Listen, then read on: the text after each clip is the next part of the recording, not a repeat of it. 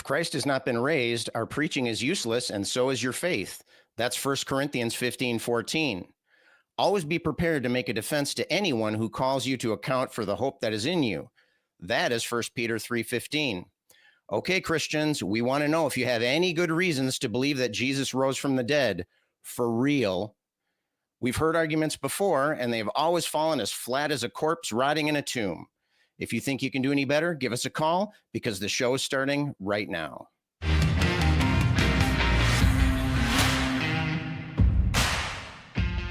All right. Welcome, everyone. Today is Sunday, July 27th, 2025. I'm your host, Scott Dickie, and joining me today is my brother from another continent, Richard Gilliver. Richard, how you doing today?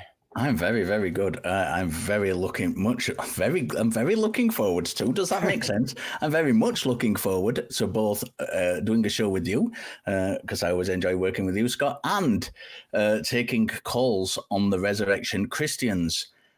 This show is all about the resurrection. Yeah, and I can almost sense as if Christ is in the room here with us. I'm getting a kind of an odd feeling. It's just although he's really flexing hard there. Yeah. And I hear you've been talking some smack a little bit this week too about throwing the gauntlet down to these Christian believers. Absolutely. Here. Look, we have on lots and lots of different occasions, Christians saying two things to us. One is that if as you've just stated in your opening, in fact, if the resurrection is not true, then Christianity is not true. And, I've had people say that to me in debates before. I've had people just on random social media say that to me. And also, one thing I get a lot is people just preaching, the old Jesus loves you and you'll go to hell type of stuff if you don't believe. That's not such going a loving to convince, message. It's not going to convince anyone. Right. It's not going. That is not convincing. That is the least convincing thing you can say to me. In fact, that suggests to me that you do not have either evidence or arguments, because if you did, you'd bring them instead of talking at people. So Christians, I am calling you out specifically. Christians, you're always telling us that we only pick on Christians on this show, and we never talk to anybody else of any other religion. It's always the Christians that we're having a go at. So Christians, I am calling you out specifically. I am fulfilling your own prophecy here. I am calling you out specifically. We want you to call and give us your best evidence for the resurrection, because I have good reasons why I don't accept it. Scott has good reasons why he doesn't accept it, and we can go into all of them, but we also want the reasons that you do accept it. And let's work through all three positions and see which, if any, is the most likely to be true. So, the ball's in your court. Give us a call. Don't just sit there commenting on our social media telling us that Jesus loves us, because that doesn't work. We want the evidence. Bring it. It's the most vital component of your religion. Give us the evidence.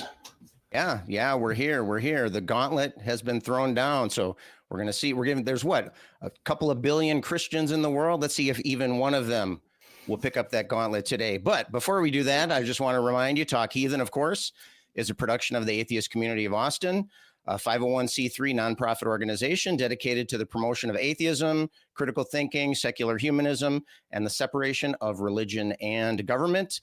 Talk Heathen is a live call-in show, and we do have open lines, although I see calls are starting to come in. So give us a call at 512-991-9242 or from your computer at tiny.cc/callth. We air live every Sunday at 1 p.m. Central on YouTube. But remember, if you can't make it for whatever reason, you can find us wherever you get your podcast from. Make sure you follow us on Patreon if you'd like, where our subscribers get access to bonus content like the after show recordings and early releases of our episodes. All right. So before we dive into these calls that are starting to line up here, I would like to bring up our guest, our backup host this week, Jamie the Blind Limey. Jamie, it's always good to see you. It's always good to... No pun intended there. Yeah, it's always good to somehow perceive you too. Exactly. All right, I'll take it. I'll take that. But anyway, so I'm being brought up because we every week ask you lovely viewers a question in our Talk Heathen to Me segment. And last week we asked you, what is, or name a creepy Bible verse. And we have three winners. All right. In at number 3, we have Cynalt. Creepiest verse, Psalms 81:10. I am the Lord thy God, which brought thee out of the land of Egypt. Open thy mouth wide, and I will fill it. That's the KJV, and one of the modern translations might be, I am the Lord thy God, blow me. That tracks. I think that melds well with the overall message of the whole book, I think. Let Jesus come into you. Anyway, impromptu ASMR there. Number 2, Chuck Gaidos. Did Jacob really just wrestle with God? Or was the real story too creepy for publication? Right. Wrestling in a biblical sense, right? Yeah, yes, to know in a biblical sense, so to speak. Right, exactly. And yeah, I actually prefer to think of it as actually just a wrestling match, but that's because I'm a flipping Mark, and Richard knows what that means. Anyway, and number 1, Colin Matz. Creepiest Bible verse, Genesis 19. Oh, I know this one. Genesis 19:31 and 32.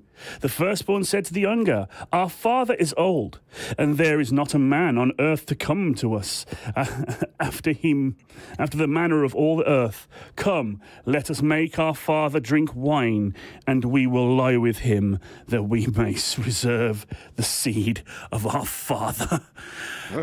Dear Penthouse, you'll never guess what happened to me. Oh, wow. Okay. No, the thing about that verse is that it's creepy enough. It doesn't even require any kind of massaging on no innuendo or anything like that. It's just present it as it is. Anyway, let us clean our brains of that filth. Yes, and, please. And go to the next question.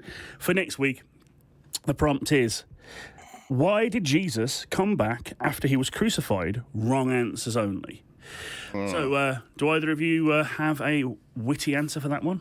Richard, what are your thoughts there? I don't know. I've not got a sense of humour, so I've not got a witty answer. However, I think this is a clear sign that, you've just alluded to the Old Testament.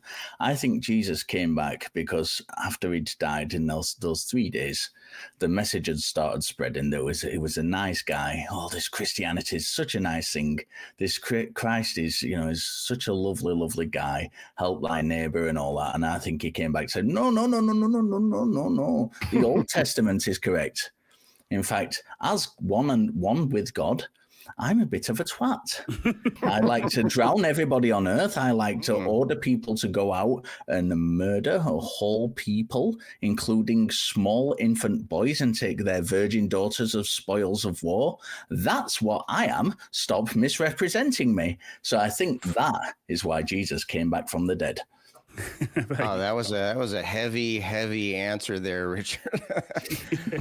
Well, I'm not a Bible scholar or anything, but if I remember back from my Sunday school days, I seem to remember something in this story about how when the Roman soldiers were putting up the people that were being crucified that day, they distinctly asked, does anybody need to use the bathroom? Now is the time to do it. And I seem to remember a verse that said, and Jesus said no, yea, though his bladder runneth over. So I think Jesus just need to come back and use the restroom. I think that was the deal. And of course, the Roman soldiers were like, every damn time this happens.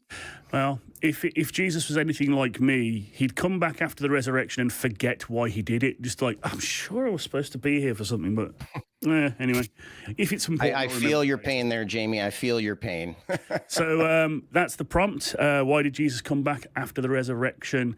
Or come back to life? Wrong answers only. Put your answers in the comments below, not in the chat, and we will pick 3 winners for the next show. So take it away, gentlemen. I'm sure you'll have a wonderful show. All right. Thanks a lot, Jamie. Appreciate it. All right. So, and before we dive into our first call here, I also want to take a moment to thank the crew. There's a lot of people that work behind the scenes here. Let's bring up that crew cam if we can. Look at all those wonderful people there trying to help Richard and I look halfway respectable here. So thank you all for the hard work that you do. Let's show some love for them in the chat as well. And I don't know, Richard, are you ready to dive into our first call here? Yeah, absolutely. Let's go for it. This first call, I think, is going to be one that you are especially liking here. And that is we have Cows, our friend, she, her from the Netherlands. Cows, our friend, thanks for calling in today. You want to talk about faith in Buddhism. And I think that Richard might have a few things to say about that. How are you doing today, Cows, our friend? Hi there, I'm doing well, thank you. Yeah, thanks for taking my call. It's good to speak to both of you again. We actually had a conversation a couple of months back about supernatural aspects of Buddhism. And I think some interesting things came up in that call that I would like to discuss today, namely like the justification of my faith in Buddhism, and maybe how it's different from other religions, if that's okay with you too. Sure thing. Just one quick question before we dive into this. What exactly, when you say faith in Buddhism, what are you talking about there? What do you mean by that? So faith in Buddhism to me is really the belief that the Buddha was actually an enlightened being, that he actually attained the enlightenment he was talking about, that he properly taught that to others, and that to this day, like, there's still sort of a living memory of that it's still possible to follow his example in doing that. Gotcha. All right. Well, what specific part of that did you want to talk about today? Yeah, so based on the call we are having, I was thinking over like what could be the difference between that and, for example, faith in the resurrection of Jesus, or like similar points in other religions. And I think maybe what really sets it apart is that in Buddhism, faith is a starting point. So, like, rather than just believing and then that belief being the purpose behind Buddhism, that is meant to sort of point you in a direction where you then undergo a practice. And that practice is supposed to then give you actual direct insight in the nature of reality. So through sort of observing, like in meditation and things like that, like the way things happen, that is the actual ground of learning. So whatever the scriptures say, actual reality as experienced is above that. I think that might be a bit of a different perspective they would find in many other religions. Why would you take that step? Why would anyone take that step if we've got, let's say, 5 people who've all dug a hole, and they say, down my hole is the truth. This religion, this hole is true. All the other people who've dug their holes, they are not true. Mine is the only true one. But before you can know this truth, you've got to take a leap of faith, as it were, and jump in the hole and just trust my word that it is true. We only have a certain amount of time on this earth, and we cannot possibly investigate every single religion. So why, before we even start talking about whether the practice of Buddhism confirms this faith, why should we even take that leap to begin with? I think there are things in Buddhism that are beneficial, even if you're not ready to commit to it. Certainly, like, my approach to Buddhism wasn't one where I just took a big leap of faith. I sort of dipped in my toes, as it were, and felt the waters. And I did some meditation and I did some reading and kind of liked what I saw without immediately taking on this entire belief system, this huge doctrine. Because you don't really have to. Like, you can benefit massively from meditation without believing anything about Buddhism. So specifically for Buddhism, I would say like that can be an entry, and it's an entry that I see less in other religions, where I think it really does start with a blind faith in a particular thing before any of those benefits are supposed to happen. Okay, we lost Richard for a second there. I'm not sure if he's quite back yet, but what Richard was asking you is, why should we believe this? Why should you jump in this particular hole? Why blind faith in this particular direction? You mentioned something about you saw benefits immediately after adopting these beliefs. Do you think that's a good reason to hold the beliefs in the first place? Is it purely a consequentialist kind of a perspective that you're taking here, or do you think that there is value in truth itself, or are you separating those two things here? So quick correction there. Like it's not that I adopted the beliefs and then I saw a benefit. It's really I adopted certain practices that to me at the time were not already connected to all the beliefs. And that's where I got benefits. And that's what made me confident that maybe adopting more of this like package that we call Buddhism could be beneficial to me. But sorry, you're still not addressing the question. Is about truth, not about benefit, right?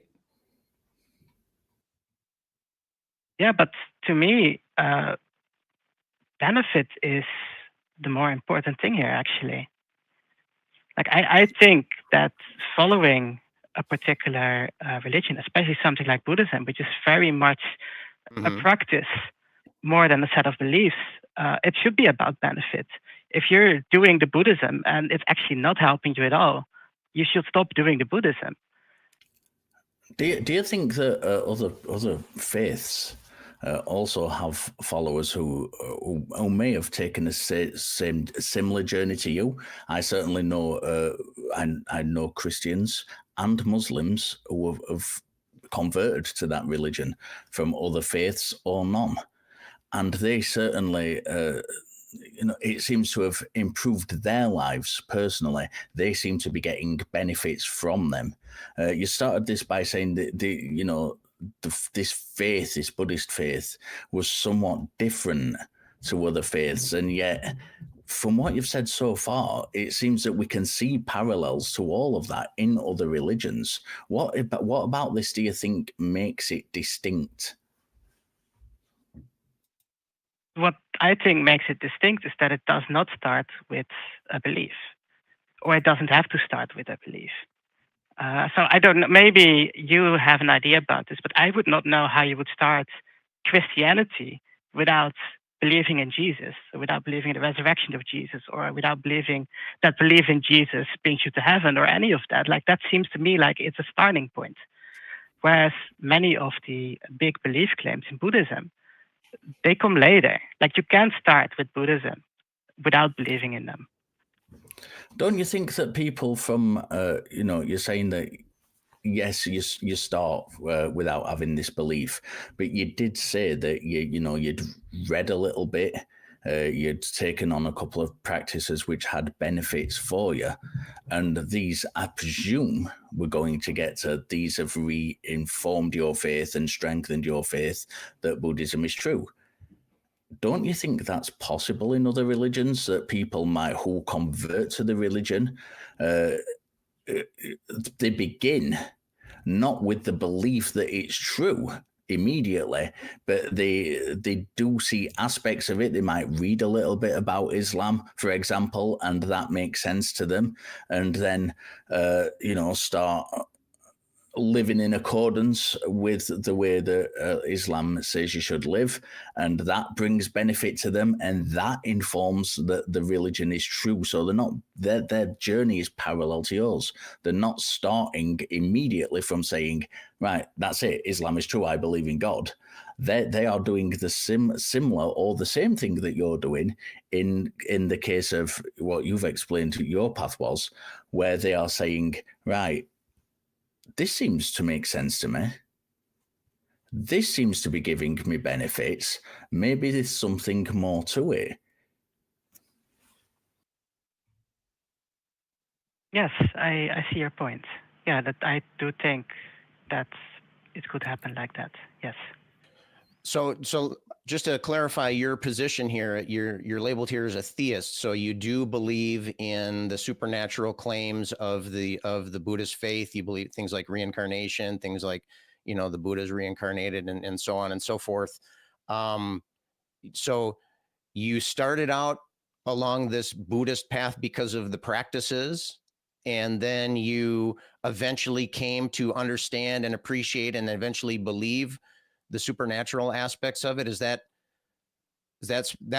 would be the first part of the question here. The second part is, but we wanted to talk about the truth of the faith, the truth of the beliefs there. And so whether or not you think the truth is important, that's really the question that we're asking about. I think it'd be pretty easy to make an argument that having true beliefs is beneficial to the believer and to society in general. How do you reconcile that? How do you reconcile your particular path to attaining these beliefs, to prioritizing things you said you had personal benefits. I could again argue that there are personal benefits for believing true things. And so how does that mesh? How does that fit together in your perspective there? So I think it is important to believe two things. And if it was shown to me, or if I discovered that something that I believed from scripture, or just like from my assumptions about Buddhism, if I've discovered that it was not true, then I would have to reject it. And I would think that holding on to a belief like that would not be beneficial to me. It would be harmful. At the same time, though, I do have the confidence to trust in the teachings of the Buddha when they're not shown false, but also when I don't know yet that they are definitely true. So in that sense, like I would consider the Buddha to be a teacher. And just like a teacher in a classroom, you may not like directly understand like all the theory behind like the math thing that the teacher is explaining, but you would still sort of trust the teacher about the math that they're explaining on like the whiteboard. In a similar way, I approach the teachings of the Buddha. And in regard to like my labeling as a theist, I'm afraid your calling system just doesn't have a good category for non-theistic Buddhists. Yeah, it's quite difficult, and I appreciate that you've labelled yourself as a theist from my perspective, actually, because it does, as it gave Scott an indication that you did believe in the supernatural aspects. So I actually do appreciate that. I'm interested. I'm really, really interested in this kind of, where do we draw the line? Where do we draw the line on this? You know, we've spoken before. You know that I've studied both the Buddhist scriptures and have and still do continue to practice meditation. I am not convinced that any of the supernatural aspects of the Buddhist teachings are true at all. I don't get none of anything I've practiced, none of anything I have read have led me to that conviction. What do you think I'm doing wrong? Where is the line? Where is the demarcation line? I don't know what you're doing wrong. Maybe I'm doing something wrong. Maybe I should be less trusting of ancient text by guys who claim to have found something while sitting under a tree. Like for me, it's really like I have that faith, and I can't really tell you right now where it came from or like why I found that, but I really do genuinely believe that the Buddha was enlightened and that his teaching is meaningful.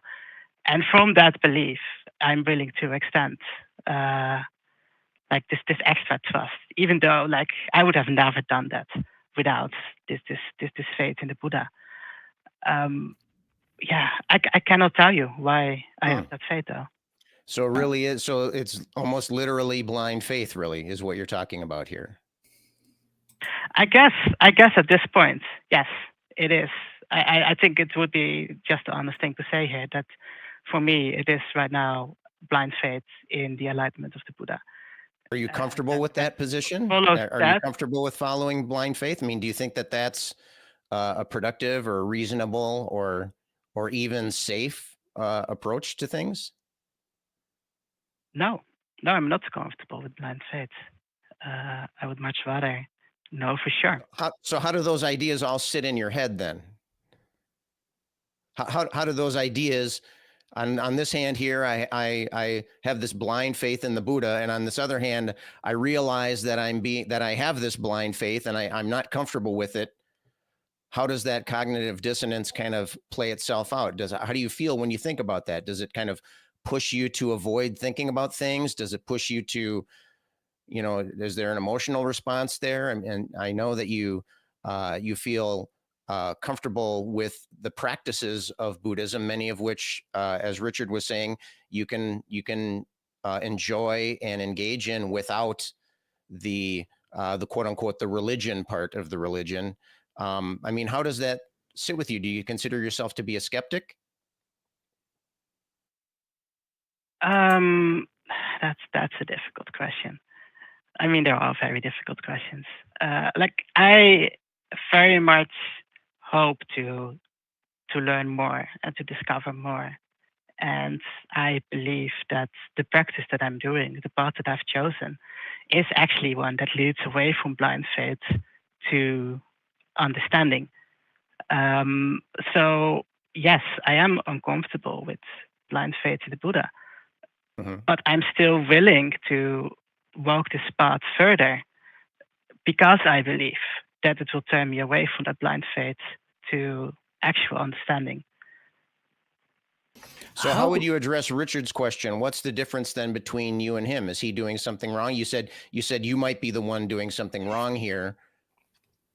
I still want to feel, I feel like you say you're on a path, and I think that's wonderful. You say that you're curious, that you want to investigate, that you want to look into things. I think that's wonderful. Yet in the meantime, you're professing this blind faith. Do you think maybe you got those in the wrong order there, or what would Richard be doing differently than what you've done? Like, what is Richard doing differently now, or? Yeah, like, Richard's on a path of discovery as well. Richard is a very curious human being. He likes to study these kind of things, and I think he's at least partially motivated by a desire to know, to believe true things. Is that is he fundamentally different than the way you're approaching it, or are these really minor differences, and maybe you're just on a different part of the same path? I mean, I cannot speak for Richard, obviously. Maybe Richard can say why he read all this and clearly has like this deep interest in the early Buddhist texts and in the practices. But yeah, Richard, why don't you believe in the supernatural aspects of Buddhism? You're dropping the ball here, Richard. What's going on? I'm not convinced that they're true. I'm not convinced that there's any evidence, any empirical evidence that they're true. I'm not convinced that the practice I've undertaken has demonstrated them to be true. I've spoken to the abbot of, I'm not going to say who it is or which monastery. I spoke to the abbot of a monastery a few years ago, and who was essentially my meditation teacher at the time. And I asked him about this. I said, I don't believe in any of these supernatural aspects. Why don't I believe in any of, why don't I believe in these things when they are told to us that they are true in the scriptures. And his response was,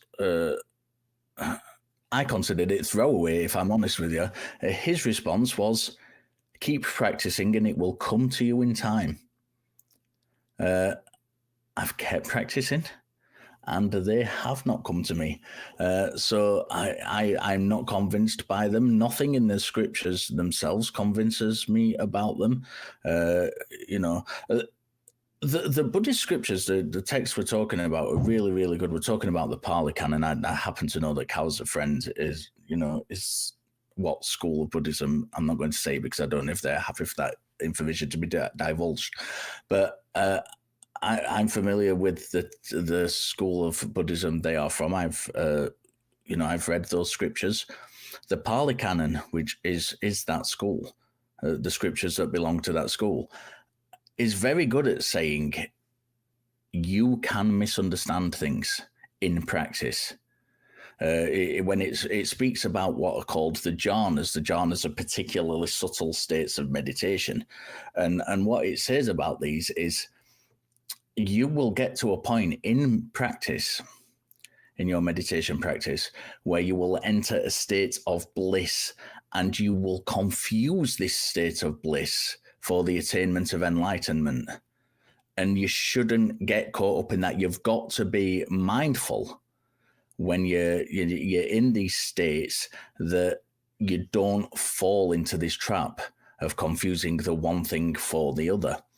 And I think that's very good. I think it's very good advice. The problem seems to be that Buddhists themselves are doing this. When they're practicing things and taking stuff on faith without any evidence that this faith is actually true, other than, well, it feels good. And certain aspects, and this is why I mentioned the other religions earlier on, because this happens in all religion. There's no evidence that it's true, but certain things are true that have been said. There's stuff that can be empirically tested, that community brings happiness and support, and, your practice is strengthened by having a community around you. All these things are true. They are absolutely true. But they're not the supernatural elements. And it seems that Buddhists and other religious people from other traditions all fall into this same trap of saying, well, because that aspect of it is true, then this strengthens my faith in this other supernatural aspect of which I don't have any evidence for.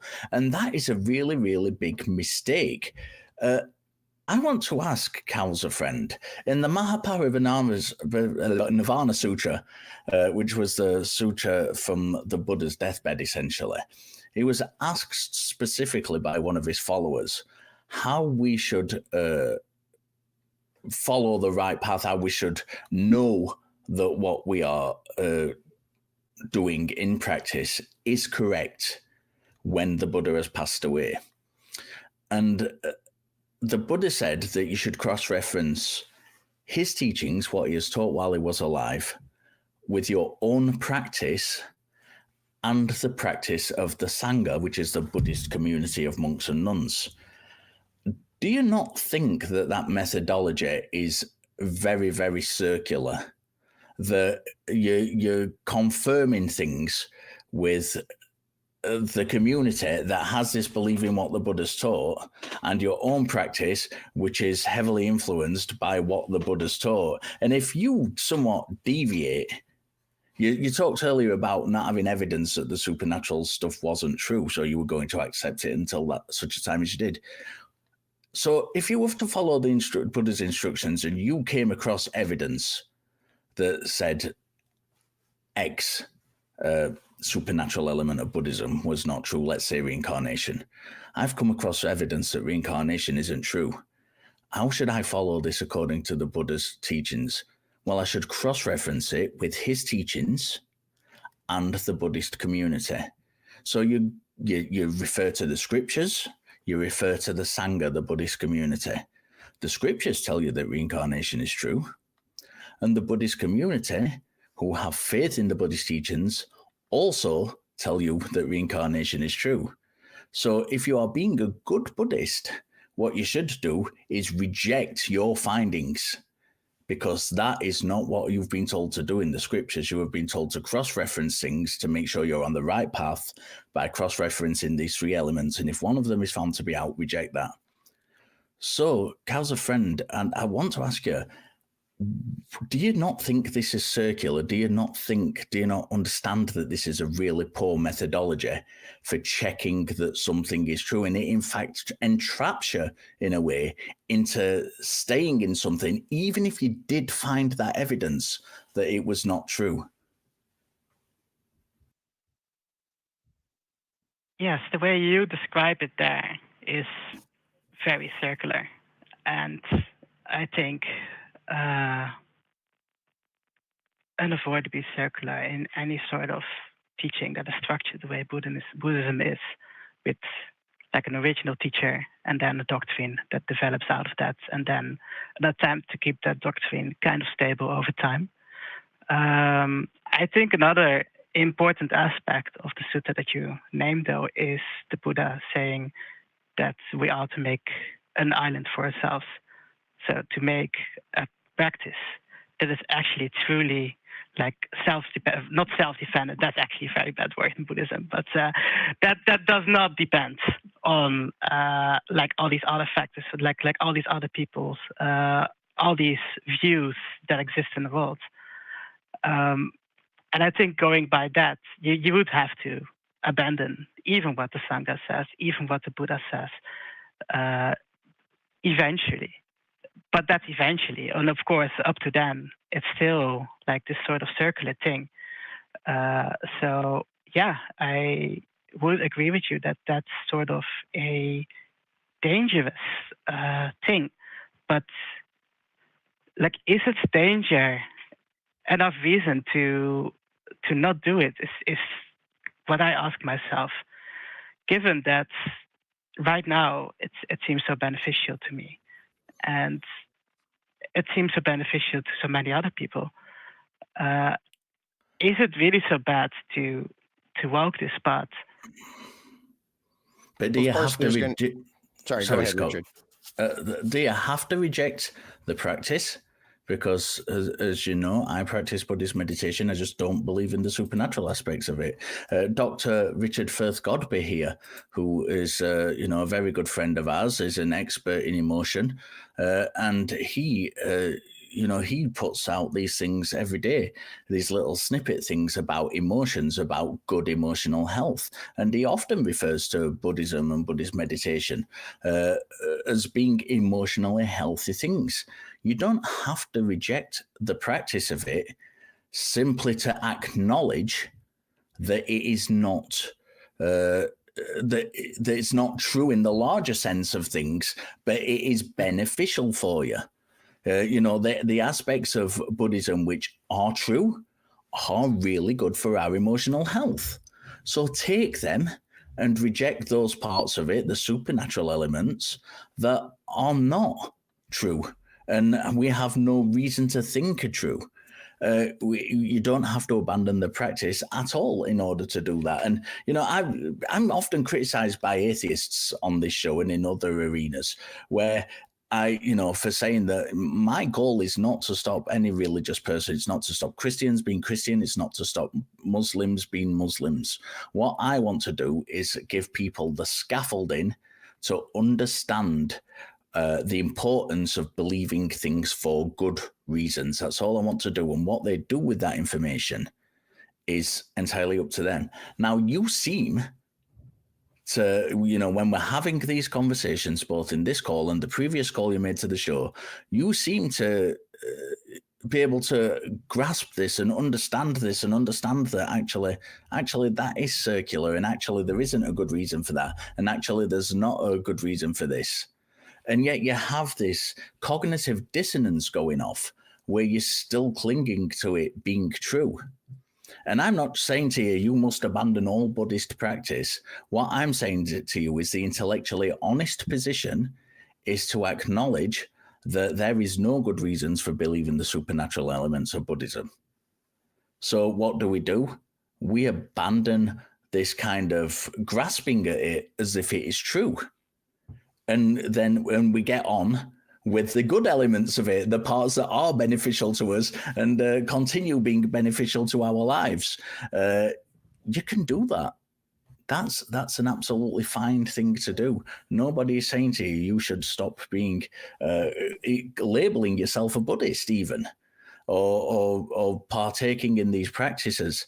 What we're saying to you is build this scaffolding around the way you assess beliefs, because at the moment, I think you're an amazing person, Cow's a friend. You know that. We've had these conversations many times on the Discord, in the after shows and whatnot. I really do admire you. You've come out, you've corrected me a couple of times on things I've said regarding Buddhism, and I really, really appreciate that. But there is this cognitive dissonance that you've got going off, and I think it's really important to acknowledge that cognitive dissonance is there, and then say to yourself, exactly as you would in meditation practice, right, I've seen this for what it is. I should now accept the true things, the beneficial things, and reject those things that aren't beneficial. And I think clinging to supernatural beliefs, or the hope that supernatural beliefs are true, is not beneficial. That's my opinion on it. You may disagree. I'm going to let you respond to me, and then I'm going to let Scott jump in and have a say as well. Okay.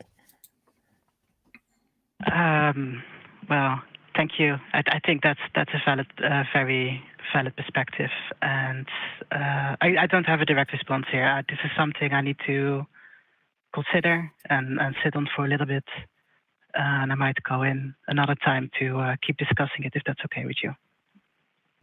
Absolutely, that's yeah, okay. I think, Richard, I think you made an excellent point there. We can separate the practices that might have some beneficial side effects. We can separate that from the supernatural belief, and one could even argue that we should separate those because one can be justified in cases where the other one is not justified. You mentioned that you are kind of in a blind faith situation. You recognize the risk of blind faith. I also want to point out that there was a couple of times that you mentioned the idea of believing something until it's proven otherwise. I think we know that can be a risky approach as well. And so to me, it seems like you're trying to cope with these kind of conflicts that are going on in your mind, which I think is an awesome place to be, because you're in a point where you stand to learn something about yourself and about your beliefs, and possibly even about the world and about humanity in general. So I think that's an interesting and very good place to be. I'm thinking we should maybe wrap up this call here. We've been talking for over 30 minutes. Not that it wasn't fascinating for me to listen to, but any parting thoughts on the idea of treating those two concepts, the practices and the supernatural beliefs?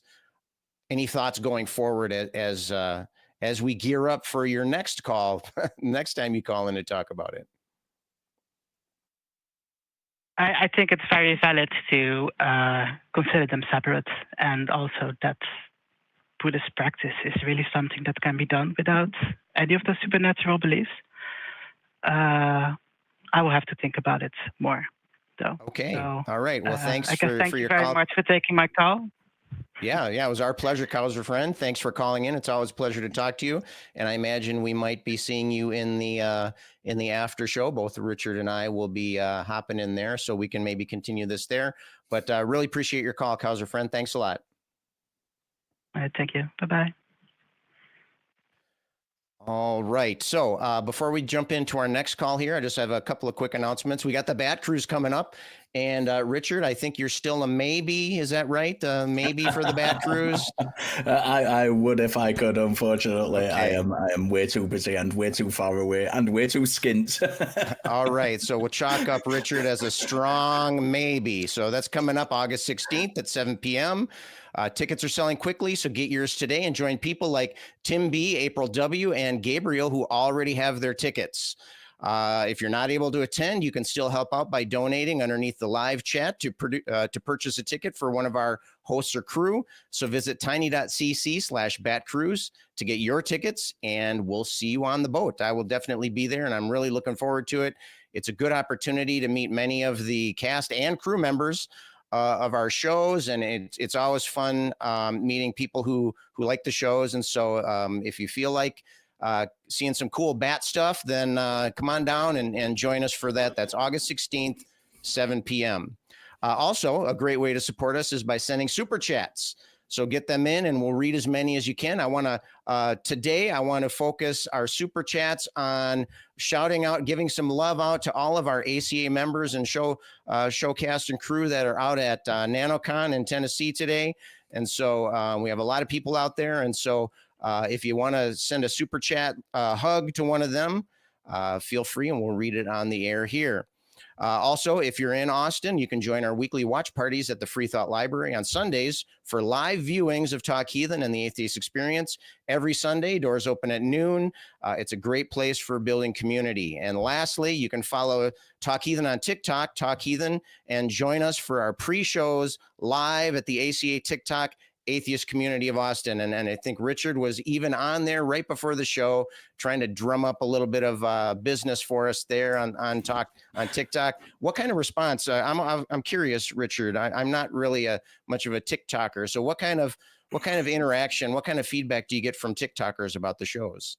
Yeah, you know what? We have the people who pop into those pre-shows are great. They really are. We have sometimes the theists want to do the lives on there, and you can't generally prompt them. We're not taking lives at the moment, but they can call the show. We've got quite a few calls from those pre-show TikToks, but the interaction is great. The fans of the show put messages in there, and I'll read them out if they're appropriate to do so. And it's great interaction. I love doing those. You get to meet the people who are fans of the show, very often show their appreciation.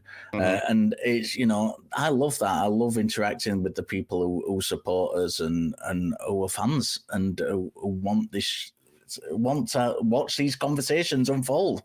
Right. I love it. Cool. All right. Yeah, I got to get involved with that. I'm getting way behind the curve here on this whole technology thing, but someday I'll catch back up, I think. But we do have some more callers on the line here. Let's talk next to, we have Michelle, she, her, from New York, a theist, wants to talk about the God question. Would we know supernatural apart from alien or future tech? Michelle, how are you doing today? Doing very well, Mr. Dickie and Mr. Gilliver. Well, what's on your mind about the God question here today? I've been a fan of the shows around on YouTube that discuss this question quite a bit. And I see a lot of enthusiasm over the years from the hosts, still have that core enthusiasm. Can I mention some of these shows? Is that okay if they're on your line and the other one? Can I mention? What about just describe the enthusiasm that you're talking about? Enthusiasm about talking about the God question? Enthusiasm about continuing. Does God exist? Okay. Because you guys have been so hammered by the same old arguments. If someone's not going to the teleological, they're going to the ontological, or it's some inane thing. And for the life of me, I can't really think of any good evidence other than, I would say maybe the myriad of life that exists on Earth and all the numbers that went in and everything, the physics, just everything. It just seems to me more likely that God. It doesn't seem to be more likely that Big Bang. Michelle, you are a theist, so you presumably you have been persuaded by this stuff. So what is it specific? What is it specifically that has persuaded you?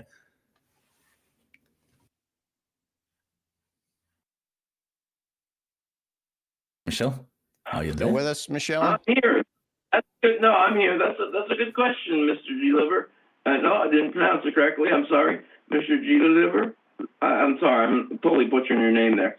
It's fine. But there's been a lot of things that have persuaded me. Would they persuade anybody else? I don't think so. So why share them? Do you think that they should persuade you? Are they things that you think should be persuasive to you? They have me not convinced, but they have me a little bit in faith. Yeah. And So that wasn't my question. My question was, do you think the things that persuade you, do you think that they should be persuasive to you? They seem to be they seem to be making me believe, so I can't just simply excuse them. You know what I mean? Yeah. I mean, there's lots of reasons that people believe. We know that confidence and belief is an emotional response. When you have confidence in something that was said or that you hear, that's an emotional response. And we all know that emotions can come about for bad reasons. Maybe we get angry at somebody because we're hungry or tired, or because for whatever reason, maybe something bad happened earlier that day. So we know that emotions can come about for bad reasons. And so I think it's important to examine those reasons. If there's something in your life that's convincing you to believe that a God exists, it's really a red flag to me when I hear somebody say, well, there's this thing and it convinces me, but it's not going to convince anybody else. And so to me, that's saying you don't necessarily accept that it should be persuasive. Are you being persuaded by for a good reason? Do you think that you believe for a good reason, or do you think maybe you have some of these other responses? Maybe you were raised to be religious. Maybe you're in a religious setting now. There could be, maybe you had some kind of difficulty in your life, so you were vulnerable at a particular time and you adopted this. Your mind associates a change in your life with the adoption of a religious belief. Do you think that the reasons that are convincing to you are good? And if you don't think that they're good reasons, do you think that maybe you should rethink? I'll give you one reason I think is decent. Not good, but decent. The Earth is how big compared to the sun? The Earth, I always forget how many times it can fit inside the center of the sun if the sun was hollow. And literally, the Earth is much less than the size of a basketball compared to the sun. Yet we're in a perfect orbit around the sun to elicit nice temperate weather in the most densely populated areas. Mm-hmm. Scott Dickie, the mathematician, would you like to address this, which clearly falls into the law of very large numbers? I mean, I would just say gravity. Is that what you're talking about? You're saying that gravity is a reason to believe, or are you talking about like how the Earth is in quote unquote the Goldilocks zone? Is that what you're looking at there, or what? I'm not really entirely sure what it is you were saying was your reason to believe. Not only the Goldilocks zone, but also the sheer size of the sun compared to the Earth. I mean, the Earth is less than the size of a basketball. How do they get the Earth obviously is not less than the size of a basketball, but I think what you mean is that it's very, if the sun was represented by like, a beach ball or something, then maybe the Earth would be the size of a marble. Or is that kind of what you're saying? So there's things out there that are bigger than the Earth. Is that the argument that I'm hearing here? But so tangentially bigger than the Earth, so tangentially, so grandiose. I mean, the universe seems like something that's grandiose, like and everything was all set in place just so. So at this time, we apes could rise up on our legs and keep saying, whoa, this stuff keeps amazing us, no matter. I think what Richard was alluding to earlier with the idea of large numbers is that there's lots and lots of big stars out there. And in the grand scheme of things, our star really isn't all that amazing. It's really not all that spectacular. And it's not even really all that big. But there's going to be lots of stars out there that have planets surrounding them, that many of them are in the Goldilocks zone. There are scientists today that are looking for that kind of thing. They found lots and lots of planets out there. Why do you, why you would think that life turning out this way, you could even argue that it's almost inevitable. And so if that's the case, how would that lead you to the existence of a God? I mean, it seems to me like the argument you're trying to make, and please correct me if I'm wrong, this solar system is just so awesome, there must be a God. Is that kind of what your argument is? But not just the solar system. I'm talking about the whole cosmos. I mean, we got things floating around in our space that are called black holes. Black holes. I mean, okay. But that's there just because. And so that's also a product of gravity. So gravity's a thing. So okay. Gravity's just there just because. Gravity's just there just because. We need it to function, and it's just there just because. We are serious. Michelle, earlier in the call, you said that you thought God was more likely than the Big Bang. You've done a lot of talking about space and the universe. Is it that you don't accept the Big Bang at all, or is it that you are? No. Okay, that's what I'm trying to clarify. So why did you mention you thought God was more likely than the Big Bang then? What specifically about that? I mean, like, I think how he did it was through the Big Bang. Like when God said, "Let there be light," Big Bang. Light emanating and going out from one source to the ends of the cosmos. And it's still continuing, speeding up. You do know that the guy who I mentioned this on the show a couple of weeks ago. It seems to be like my main talking point recently. The guy who actually came up, the Catholic priest who came up with the Big Bang theory, actually rejected this idea that it was done through God, don't you? There was a kind of the Pope Pius came out and said that God had created the universe through the Big Bang, and the Big Bang was evidence for God's existence. And Lemaitre, who was the guy who came up with the Big Bang theory, said, no, this is not the case. He says, I disagree with that sentiment. We should separate the science from religious faith, and we shouldn't be making statements like that. What do you know that the guy who came up with the Big Bang theory himself rejected?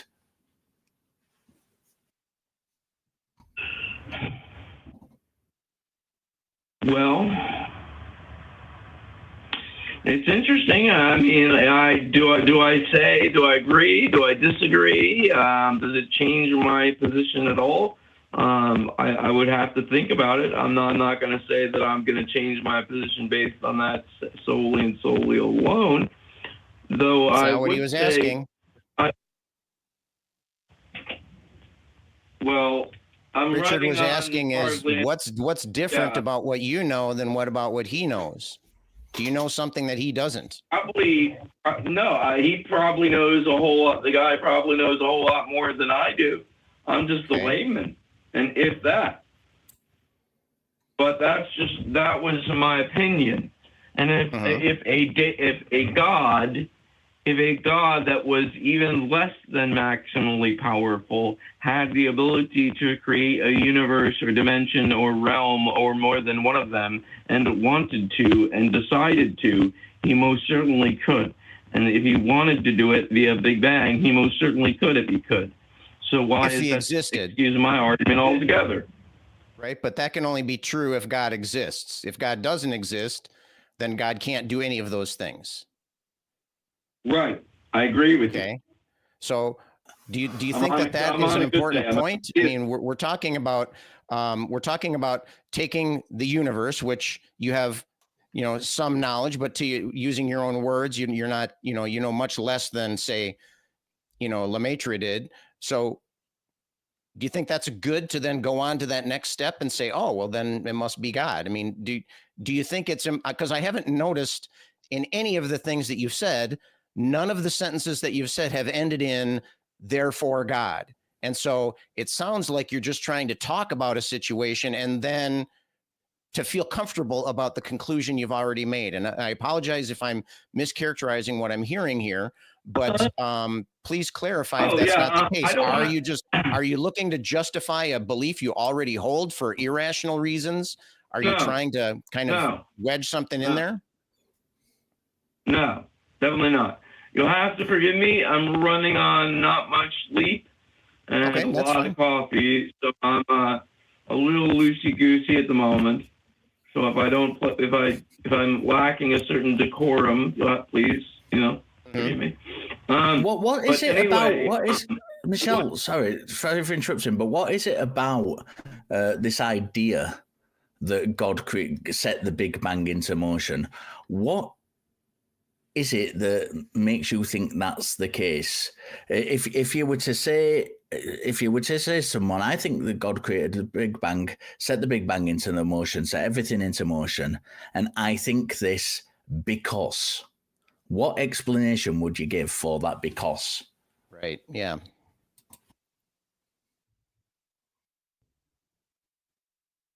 Because he loved us, he wanted us to be here, because he knew we wanted to be here, no matter how much we had to suffer to get here, and all the grueling and the suffering that we have to endure day by day, not to mention all the children who die of hunger each day. I mean, do you believe it because God could save? It's a story. It's a story that makes you satisfy. Is it because it's a story that you like? Is that what you're saying? Because your reasons for believing in God, that you're just, the way you just answered Richard's question is because he does this. So the answer that you gave presupposes the existence of a God. And so if you are actually trying to justify that belief, you don't start by already believing it. Do you see the fallacy there? Yes. Do you have a problem with that? Do you think holding very important beliefs, and if you're a theist, I'm assuming that you feel that your beliefs in your God are important in your life. Do you think that you should approach that kind of belief in such kind of a slapdash way, or do you think that that's acceptable to you? Well, let me ask you a question. Why is supposing or presupposing, when it comes to scientific method, that there is no God, and therefore trying to prove you're wrong via that direction, is that okay? But when I say when I presuppose the God, whoa, you can't do that, man. What do you mean? So who's presupposing there's no God here? The atheists. Which atheists? You're talking to two of them here. I don't presuppose that. I think I can speak for Richard. I don't think he comes into it presupposing that there's no God. So so when you say you're not convinced, are you presupposing that you're not convinced, or are you supposing that you're not convinced? Because it's an observation of one's own inner state. I mean, we can all say things with relative certainty about our own psychological state. If I'm not convinced, I can recognize that. If I'm not sure, I can recognize that. If I am convinced, I can recognize that. It's if you're asking us, are we presupposing our own psychological state? That, to me, that's kind of a ridiculous question. Do you see why? Yes. Do you care to rephrase your question? No, because so you really botched the holes in it, and you got a bazooka there. You picked it up. You got a bazooka. You picked it up, and you fired it through my argument. And God damn it, I feel quite naked right now. Well, I'm in my birthday suit because of that bazooka you just fired at me. But I'm having fun in this call, guys. You guys have treated me nicely. Thank you. I feel like I butchered all my art. You guys have treated me nicely. Yeah, go. I think Michelle, go and get some rest, so you don't have to keep running on coffee to talk to us. Have a think about the call. Yeah. Listen back to the call. Have a think about it, and when you've kind of had a good think about it, give us a call back and kind of let's follow it up and see where you go from here. Yeah. All right. Sure thing, Thanks so guys. much for your call, Michelle. We really appreciate you calling in. I enjoyed the talk here. Yep. Bye-bye. All right. We do have a couple more calls on the line here, but before we do that, I would like to address our top patrons of the week. Richard, would you care to read off our top patrons this week? I would like to very much, yes. The top 5 patrons for this week are Oops, all singularity, Deanne Kearns, Dingleby Jackson, Kalevi Helvete, and J.A. Carlton. J.A. Carlton. Honorable mention goes to number 6. People of a certain age in Britain will remember an advert and know exactly why I said that like that. Honorable mention goes to number 6. Number 6, cyber_squirrel. Thank you to everybody who supports us on Patreon. And if you want your name read on there, please do consider supporting us at tiny.cc/patreonth. And we do record for the patrons, for the paid patrons specifically and exclusively, we do record the Talk Heathen after shows. So if you don't have Discord, if you don't get over there, if you don't get a chance to go over there and you want to hear those after shows, you can do by becoming a paid patron member at any level, and we get into some really good conversations over there and get some really good insights into the different subjects. We often follow up on what we've been talking about and go into more detail. We very often share links to studies and things that relate to the stuff we've been talking about, and you get to know a little bit more about the hosts as well. The hosts very often share, details that they don't share on air. So it's a really cool place to be. So you can come and join us live after the show in Discord, or you can, if you want to listen to them after the fight, you just join Patreon, and you get to listen to all of the after shows there as well. All right. Thank you, Richard. And before we move on here, I see that we do have a few super chats that have come in. Although I'm not seeing all of the text here. We have Narcissa for $19.99 with no comment. So thank you, Narcissa, for the donation there. We really appreciate that. We also have a super chat from Miranda Rensberger, who's been a member of 1 year, a very big fan of ours, for $10. I've broken a commandment because I'm jealous of the people who got to go to NanaCon, but Richard could get to the Bat Cruise if he starts swimming now. That's a very good point, Richard. It's a matter of gumption on your part. You will not find me in the sea. Look, there's things that live in there that you can eat. I don't go in that. I'm quite happy to go on the sea, in boats, but I'm not going in the sea. You'll not find me in there. So I'm swimming nowhere. Sorry, man. I'm pretty sure we have boats that cover that distance too. I'm pretty sure we have that. But yeah, we also have a super chat from Truth666. Member of 1 year, a donation for $19.99 there. I don't see any comment there. So Truth666, thank you for that donation. And another one here. This might be a repeat of Narcissa's from earlier here. For $19.99, Narcissa says, LOL, I'm in a lot of sciatic pain right now. I'm going to have a smoke, and in an hour is my next pill. Love being here with you damn heathens. Well, we love having you here. I'm sorry to hear about your back pain there. I'm an old man, so I definitely have a small hint of maybe what you're feeling there. So take care of yourself, and then come back and listen to some more heathenry here, right on the Talk Heathen show.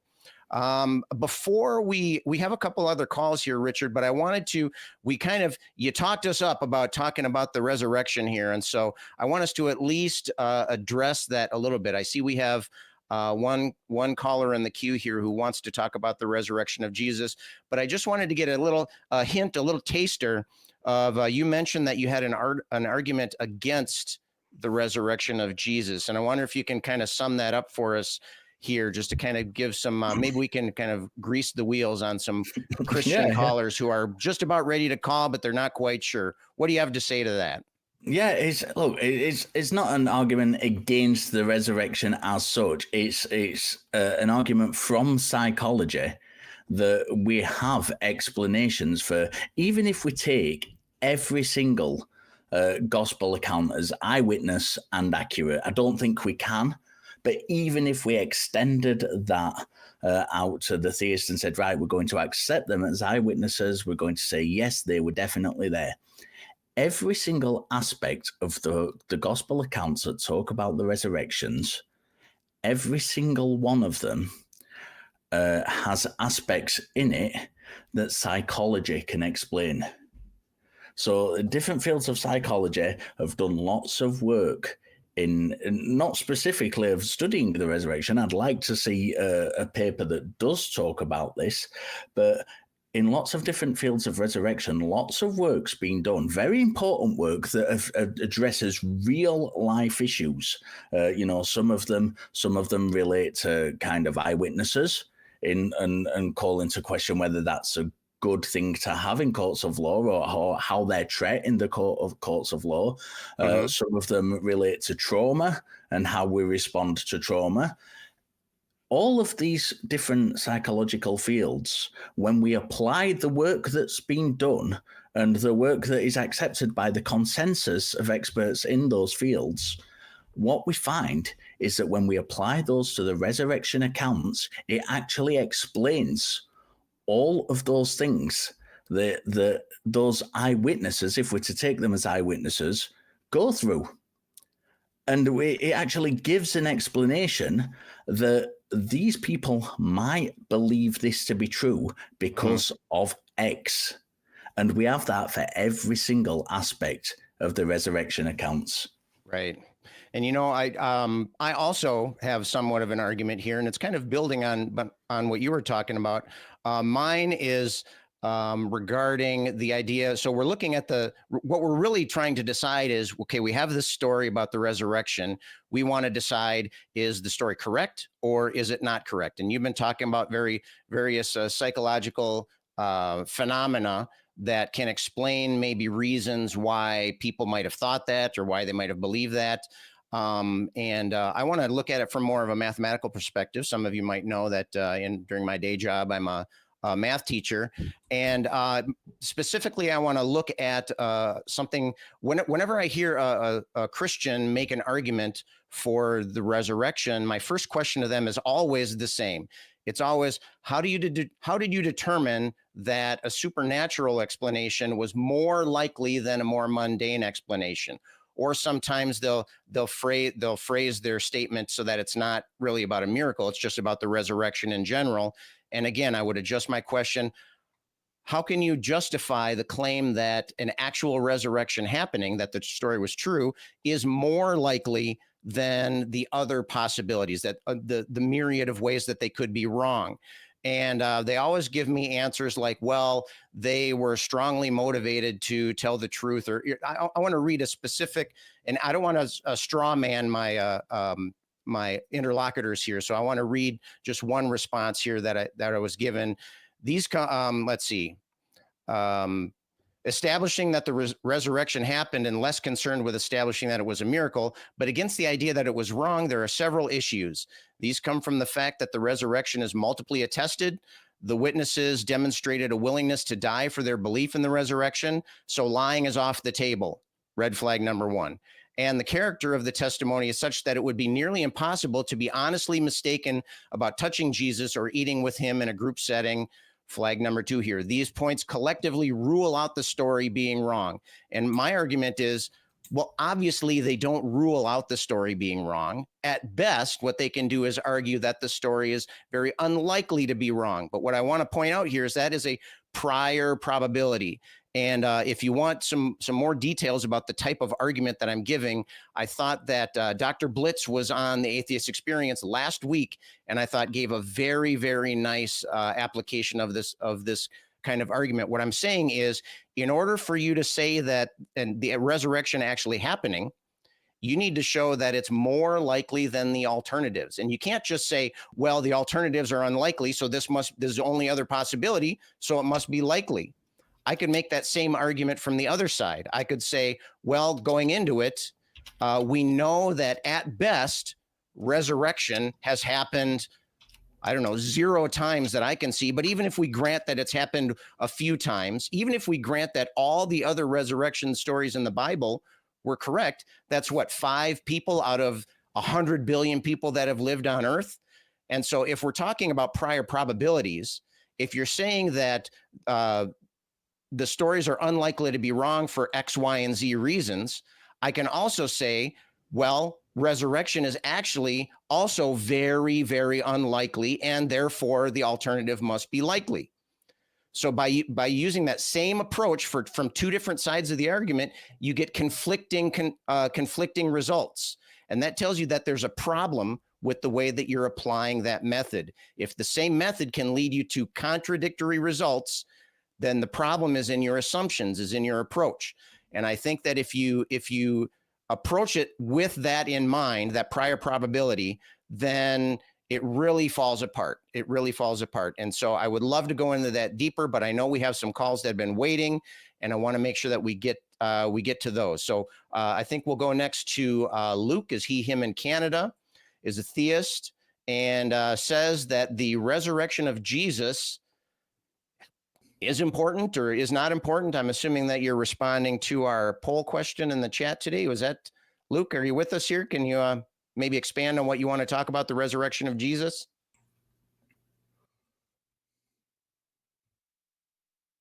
All right, I'm going to return Luke to the queue here. Then we do have another caller on the line. This is Tucker, Agnostic from Iowa. Tucker's a friend of the show here, so we're well familiar with talking to Tucker. Tucker, what's on your mind today? Hi, guys. So Richard and I have been emailing over the last couple of weeks, and he believed that calling the show again would be beneficial. So here I am. Okay. Well, I understand that you want to talk about, because you label yourself as an agnostic, but you don't believe in a God, but you have other supernatural beliefs. Is that kind of what the direction you wanted to take this? Yeah, I am. I don't actively seek out supernatural experiences, but I am open to them. Okay. Because of experiences that I have had in the past.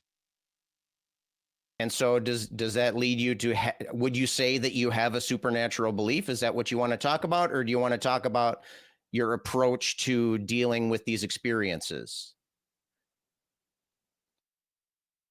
Or both? Well, Richard said that he thought that it would be beneficial for me to call and let him lead me through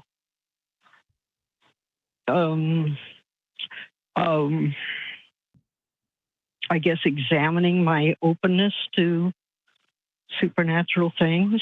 Let's try to find, pick a concrete point to start at. Can you name one supernatural belief that you hold that you'd like to examine today?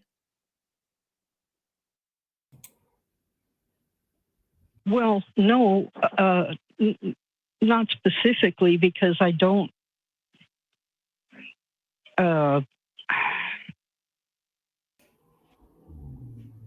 Like I said, I don't seek them out actively. Mm-hmm. I'm just open to them if and when they happen. Okay, well, let's do a hypothetical then here. Let's say we come across somebody who says that they believe that they can speak to their dead relatives. Okay, I understand. Remember. Okay. I understand that in the past you've felt attacked by other skeptics, and that's kind of what I thought you were interested in addressing today. And if you want to, we can. And if we don't want to, that's fine. No. But what if you came across such a person? How would you interact with that person? What would you talk to them about? How could you examine their belief? First of all, I am. No, I don't feel attacked.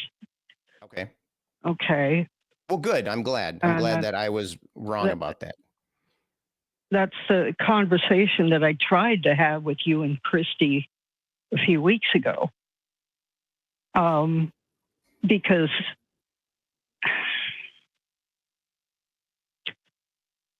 Well, the impression I got that you felt like you weren't being treated fairly, and whether or not that happened may or may not be relevant here. But what I want to look at specifically is I was under the impression, and please correct me if I'm wrong, that you were unhappy with the interaction, and I think that can be good. That can be a good example. I don't think that you're alone if that's the case, if that's the way you were feeling.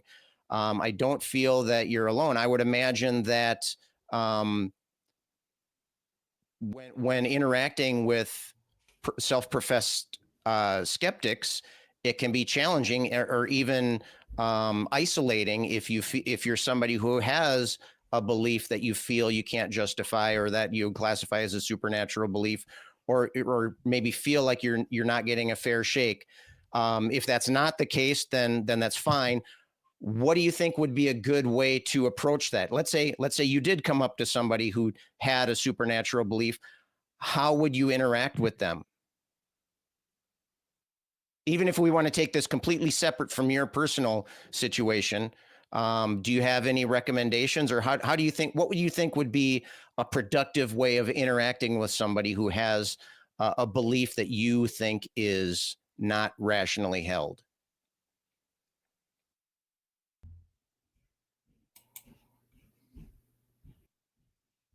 So, yeah, I'm not against talking to you, Scott, but where's Richard? Where is Richard? Richard's with us here. I'm right here. I'm just listening to the conversation. Yeah, I'm here. Okay. I called in response to your suggestion that I call, and you said to walk me through. So I asked you to call when you were ready to call and kind of have these conversations about your supernatural experiences. And if you are ready for those conversations, we can have that conversation. If you're not ready for those conversations, that's fine as well. As I said to you in the emails, there's no pressure to call if you're not ready to call, if you're not ready to have those conversations. But if you do want those conversations, if you feel you are ready to share those supernatural experiences, or some of those supernatural experiences, and let us examine them and walk through them, then we can do that. But you have to want to do that and be ready to do that. I guess I must have misunderstood your intention then. Go on. Sorry, Scott. I was just going to say there's a couple of different relevant points here that I think are valuable for us to look at. First of all, we want to examine, can a skeptic have an irrational belief? Another thing would be, how can that skeptic interact with other skeptics, re that particular belief? And is it important to do so in a way that is not name calling and not pointing fingers and not laughing? Is it important to do that in a way to be more productive? I mean, there's a few different routes that we can take with this call. If you'd like to address any of those things today, we certainly can. And if you would rather we talk a different time or in a different context, that we can do that as well. I mean, we want to explore some thoughts that you might be having, and we're not really sure what those thoughts are. Okay, so I misunderstood the basic thrust of what Richard had in mind. So I'm going to let you guys go. Okay, thank you. Okay, well, I hope that we can pick this up again at some other time when you're feeling a little bit more solid in what it is that you want to talk about. So thanks, Tucker, for calling in. Any thoughts on that, Richard? Any reflection on that interaction there? I love the fact that Tucker was confident enough to bring to the table that this all started, and I don't want to kind of say too much because they've gone, and I don't want to say things that they're not here to respond to. This all started because they were unhappy, as I understood it, with an interaction that had taken place with, I believe it was you and Christy, on the show, and the way you'd responded to Tucker, and they had the confidence to contact us, and we've had a conversation about that. And my suggestion to them was, when you are ready to call the show to discuss those things, please feel free, if you are ever ready to call the show and discuss those things, give us a call and let's kind of walk through them, because I think it's much more beneficial to have the conversation on air, on the show, than it is kind of behind closed doors, as it were, because it allows for... First of all, it allows for it's a recorded conversation. It's a conversation you can go, and this doesn't just apply to Tucker. This applies to anybody. It's a recorded conversation that you can go back. You'll have heard me tonight to suggest to one of the callers, go back and listen to the call. It's something that you can go back and listen to and digest the information that you can't always do in the heat of the moment when you're having a conversation. And secondly, because it can also be very beneficial to other people who might also be going through the same thing as you are. So someone might be listening to the show and say, that applies to me. That's really helpful for me as well. And I think it's much more beneficial to have those conversations in this space than it is kind of via email or and anybody's welcome to message the show and email the show and raise concerns, and that's fine. I welcome people doing that. And as Tucker says, we've had these emails. I understand that Tucker's spoken to you as well, and about that call that was made that they weren't happy with, and I think that's great, and I think Tucker was very brave to do that, and take that step in, raising those concerns. I'm not sure what Tucker misunderstood, what they thought I meant to call for today. I'm a little confused about that myself, but I'll tell you what I think about when I talk to Tucker, or when I hear calls that they're calling in on, I see somebody who is, first of all, curious. Okay. Somebody who is wanting to understand things, who's wanting to learn. And to me, that's a prime quality there. That's a, in my eyes, that's a virtuous quality, the idea of wanting to learn, wanting to know things. And I also see somebody who is not only struggling with their own beliefs, they're also struggling with ways to convey those beliefs. That can be also a challenge as well. And also to understand one's own perception and one's own experiences. And so, so my hat's off to you, Tucker, for being brave enough, as Richard was saying, being brave enough to take that step into our little spotlight here, and putting yourself out there and having these discussions, because there's lots of people that are confused about their own beliefs. There's lots of people who are having difficulty resolving those beliefs with other things that they might believe about the world, and also having difficulties communicating those beliefs as well. And so just the fact that you're attacking what you see is an issue in your mind, rather than glossing it over and pushing it to the side, that's, to me, that's a big step. So I really appreciate that. And we've seen that today as well with when Cows Are Friends call. Right. When someone, when we walk through people's beliefs with them, it is exactly to provide that scaffolding for them to say, right, I can climb this tower, I can examine this brickwork for myself, and I can see that it is, in fact, it's a little bit shoddy and I didn't understand that before. So let me now do that work.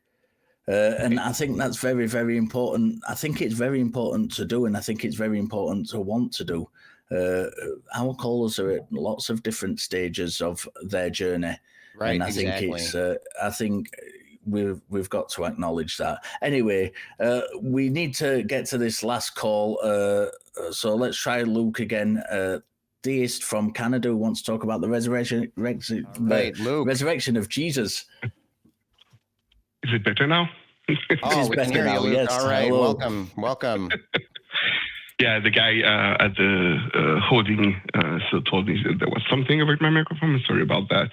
So yeah, I heard you well, correctly the way before, and the reason I called was because of the question that was in the chat.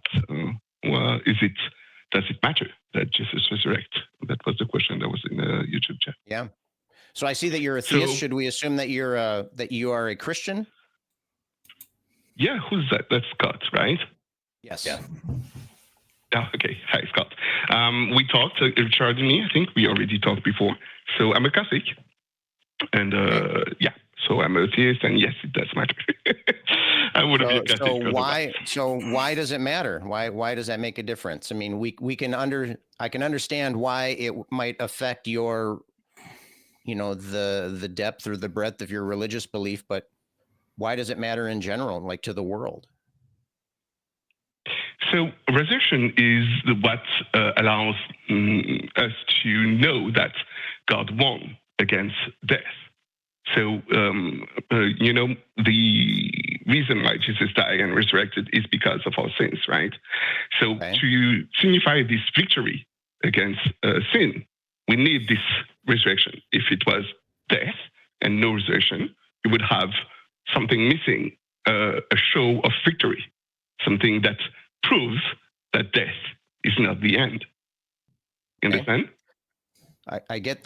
So it's like a kind of a victory lap kind of thing, or maybe like a cosmic flexing, right? Just saying, look at what I can do kind of thing. More like a score. And when you have like I hit the middle of the in the cible en français. I don't know how to say that in English. I don't remember the word now. But you fly an arrow right in the middle of the, what's the thing that you fly the arrow to? Anyway. Not sure. You have to have a way to measure that you indeed did what you do. Okay, so it's kind of like a fulfillment of big talk that came a little bit earlier, right? Is that what you're saying? Yeah. So Jesus said, I'm going to win against sin. This is why I die.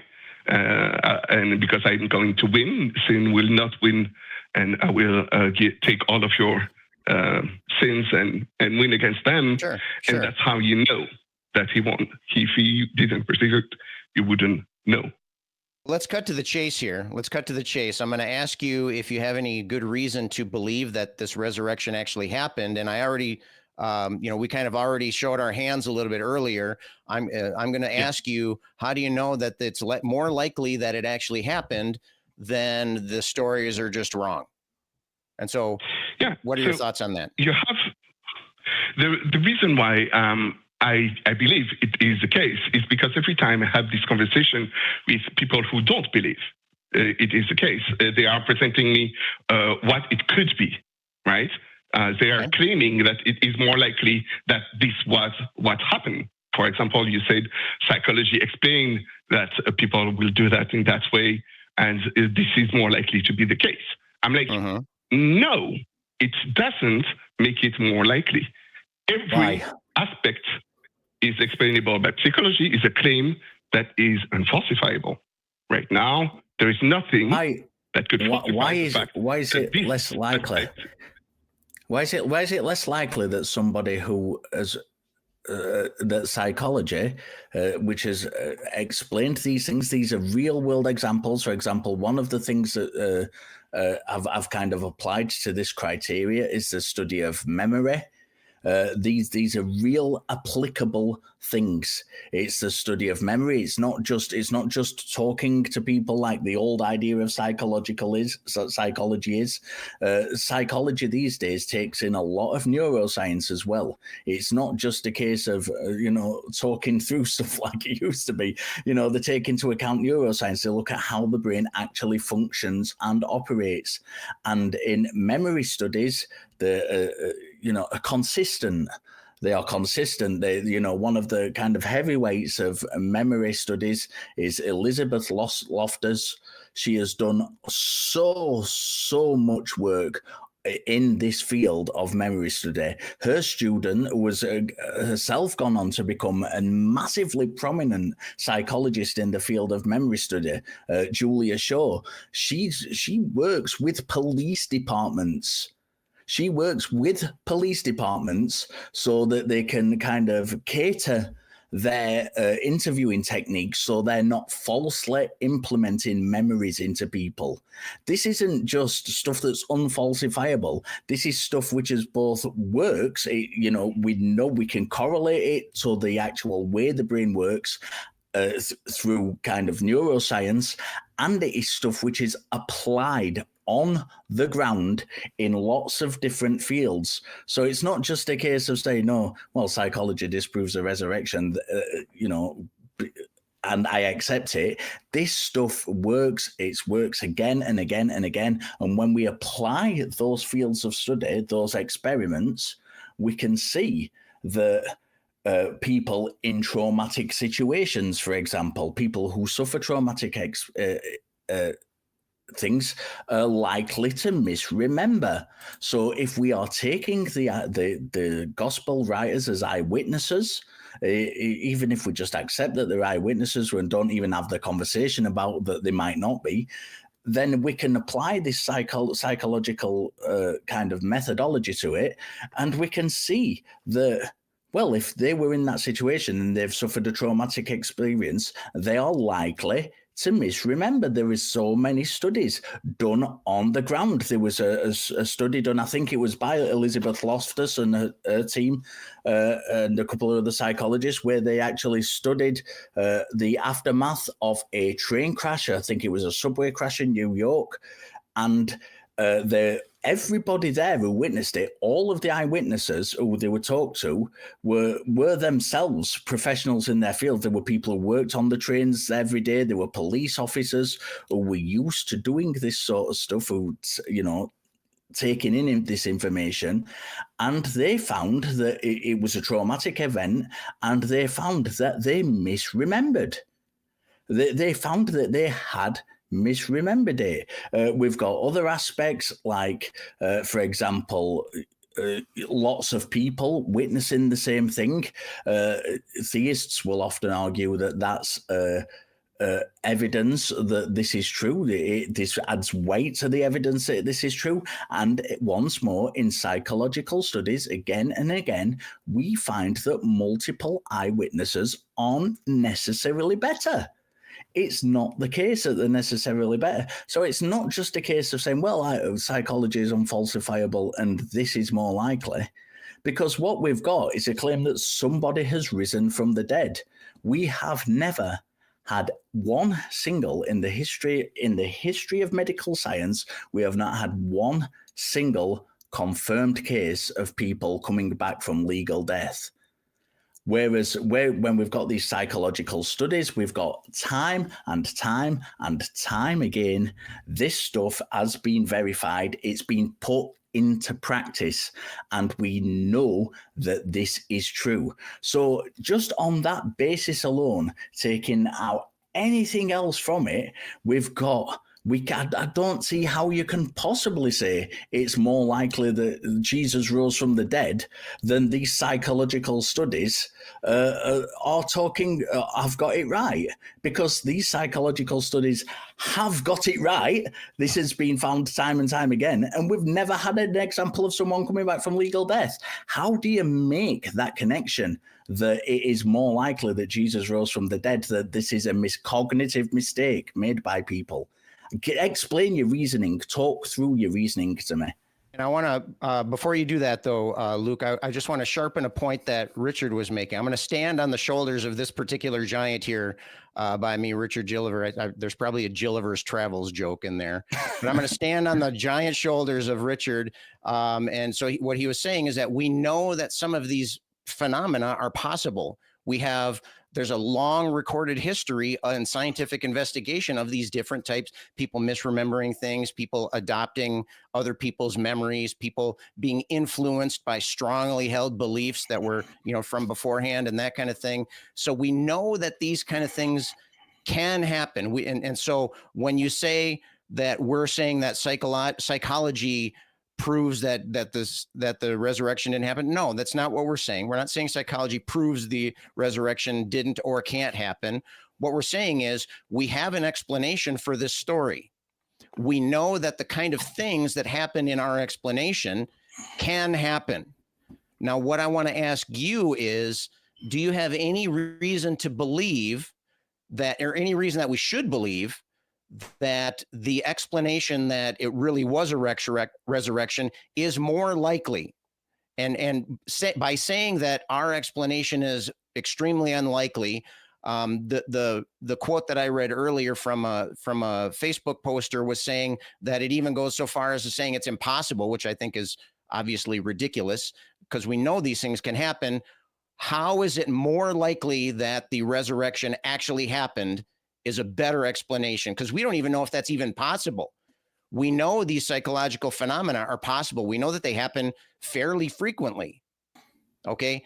And even in the case of people that have religious belief, they would also agree that religious beliefs that other people have are also wrong. So you would agree, I would think, please correct me if I'm wrong, that people can make strongly held religious beliefs, can make statements based on those beliefs and be wrong about them. So given the fact that we know the story could be wrong, how can you come to the conclusion that it's more likely, a better explanation, that the resurrection actually happened? And to do that, you can't knock down our side. You can do that all you want. You're not going to be able to prove it's impossible, because we have hard evidence that it's possible. So what you need to do is take your side of the argument there and raise it up. Do you have any way that you can do that? And I'll stop talking here and give you a chance to respond.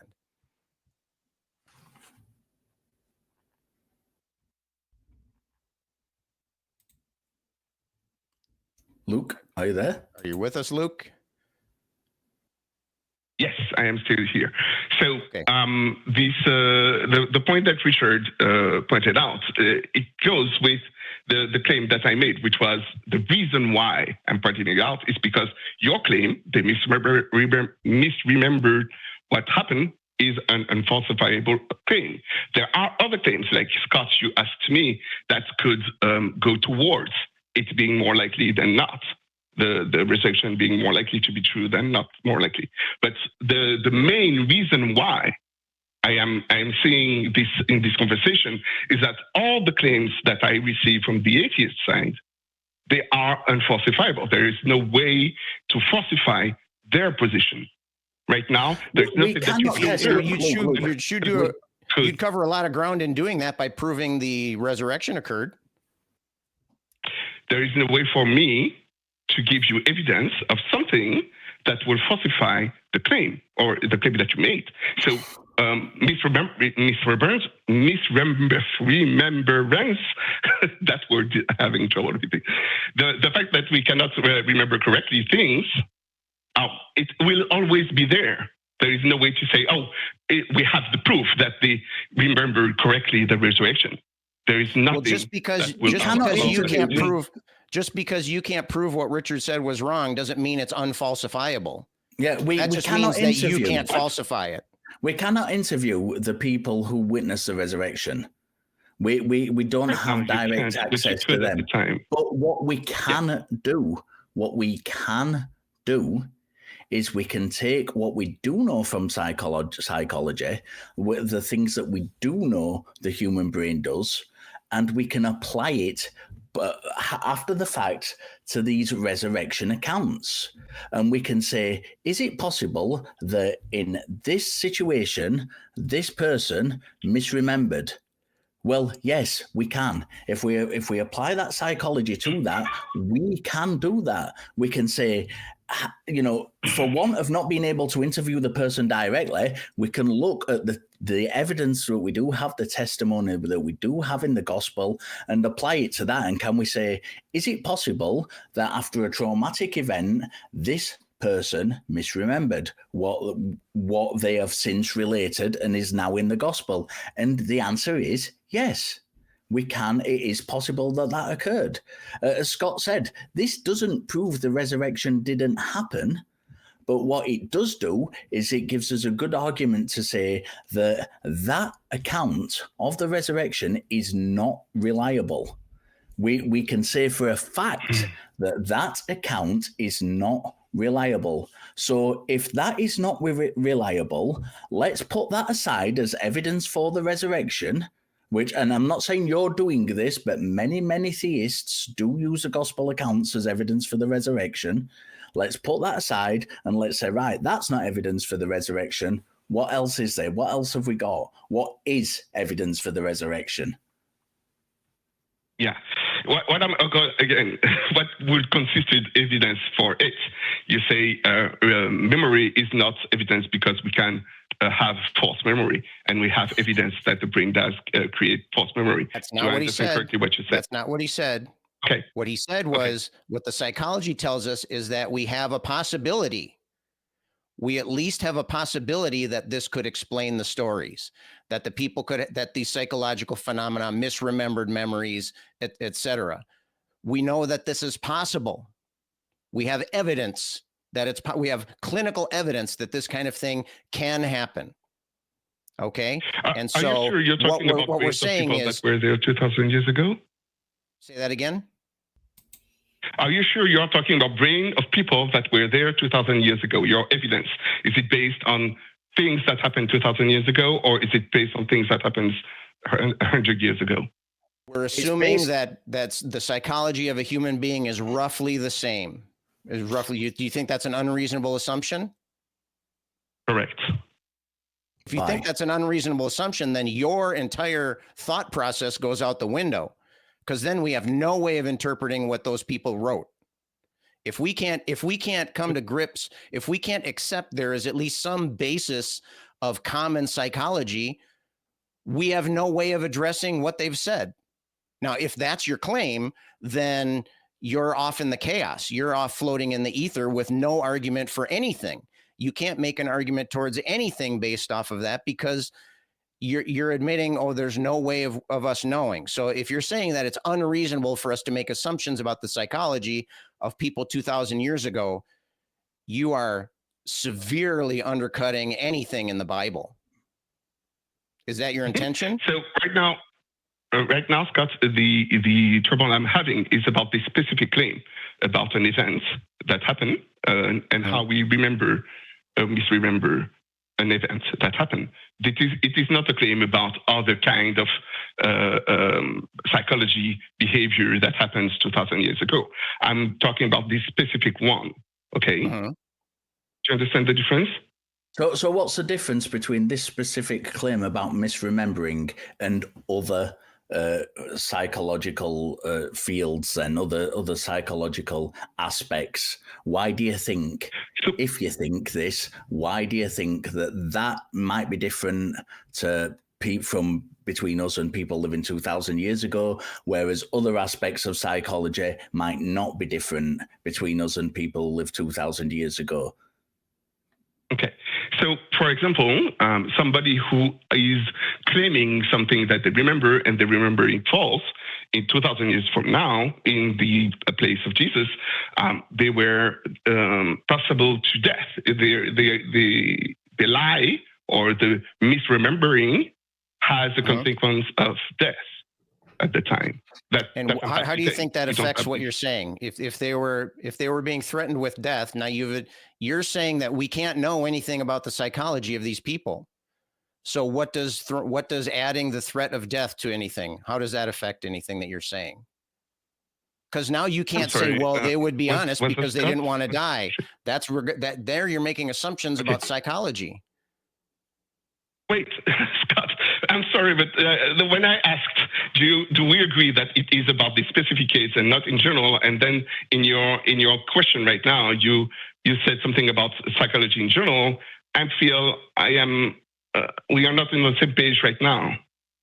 But we have to talk about psychology in general, because when we're talking about, you've just brought another aspect of psychology into it, because you didn't talk about memory. What you said was, well, if people believe something and they might be killed for that belief, that's going into a different area of psychology.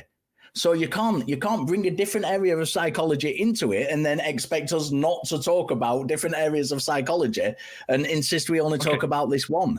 So are we talking about the memory of people 2,000 years ago, or are we talking about a wider psychological perspective from 2,000 years ago?